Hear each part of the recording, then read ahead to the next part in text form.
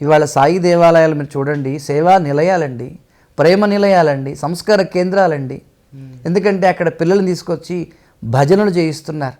కొన్ని దేవాలయాల్లో కొంతమందికే ప్రవేశం అనేటువంటి దేవాలయాల్లో మరి బాబా దాన్ని దూరం చేసి, సాయి దేవాలయాలంటే ఇటుకలతో కట్టుకుంది కాదండి, భక్తులందరూ కలిసి తమ ప్రేమని, శక్తిని, సేవని కలిపి కట్టుకున్నటువంటి మందిరాలే సాయి దేవాలయాలు.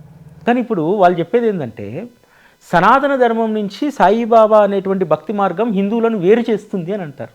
కలుపుతోందండి, అది వాళ్ళు తిరిగేసి చెప్తున్నారు తెలియక. ఇంకొకటి, అసలైనటువంటి మన సనాతన ధర్మంలో వచ్చే ప్రతి పండగగా సాయి దేవాలయాల్లో జరుగుతాయి.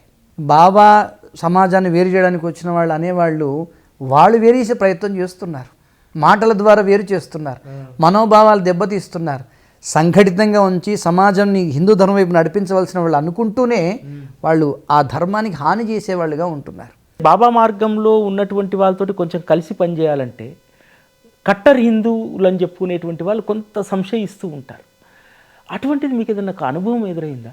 ఒకానొక సందర్భంలో నేను ధర్మ ప్రచారానికి నల్గొండ జిల్లా వెళ్ళినప్పుడు ఆశ్రమం పక్షాన హనుమాన్ చాలీసాలు అక్కడ వితరణ చేయడం జరిగింది. ఒక భక్తుడు, కట్టర్ హిందూ అనుకునే భక్తుడే, అది పట్టుకుని దీంట్లో బాబాగారు ఫోటో ఉంది నేను ముట్టుకోను అన్నాడు. అంటే అక్కడ వ్యక్తిని చూస్తున్నాడా, శక్తిని చూస్తున్నాడా, తత్వ ప్రచారం చూస్తున్నాడా అర్థం కాలేదు.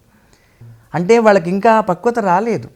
పరమాత్ముడిని అన్నిటా చూసేటువంటి జ్ఞానం లేకపోవటం వల్ల వ్యక్తిగా చూసి చేస్తున్నాడు. హిందువులలో ఉన్నటువంటి గొప్పతనాన్ని సమాజాన్ని వెల్లడి చేయడం కోసమే సమాజంలో వస్తున్నటువంటి నీవు నేను అనేటువంటి భేదాభిప్రాయాలు తీసేసి మనమంతా ఒక్కటే అనేటువంటి భావనను తీసుకురావడానికే బాబా కృషి చేశారు.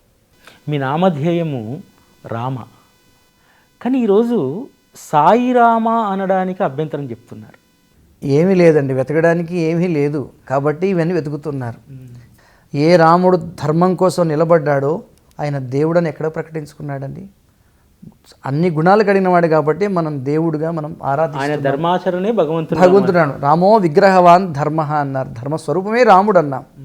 ఇవాళ సాయి కూడా ధర్మాన్ని ప్రతిష్ఠింపజేయడానికే, భక్తులలో వస్తున్నటువంటి ఈ చికాకులు, కుటుంబంలో ఉన్నటువంటి మాయని తొలగింపజేయడం కోసం, అసలు సిసలైనటువంటి భగవద్గీతని సమాజంలో వ్యాప్తి చేయడం కోసమే బాబా అవతారంగా వచ్చారు.